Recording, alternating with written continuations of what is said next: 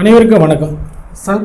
காலையில் நான் எத்தனை மணிக்கு சாப்பிடணும், மதியம் எத்தனை மணிக்கு சாப்பிடணும், நைட்டு எத்தனை மணிக்கு சாப்பிடணும், இன்றைக்கி பல பேருக்கு தெரியல. எப்போ சாப்பிடணும், எப்படி சாப்பிடணும், எந்த நேரத்தில் எதை சாப்பிடணும் அப்படின்னு தெரியாமல் நிறைய பேர் இருந்துட்டு இருக்காங்க.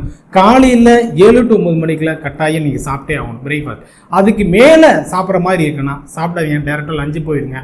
ஏதாவது ஃப்ரூட்ஸு ஜூஸ் அந்த மாதிரி கூட எடுத்துகிட்டு டேரெக்டாக லஞ்சு போய் அப்படி சாப்பிட்டீங்கன்னா கட்டாயம் அந்த சாப்பிட்ற சாப்பாடு ஒன்றும் ஒபேசிட்டியாக ஃபேட்டாக கன்வர்ஷன் ஆகும், இல்லை கெட்ட சர்க்கரையாக கன்வெர்ட் ஆகிறதுக்கான வாய்ப்புகள் அதிகமாகும்.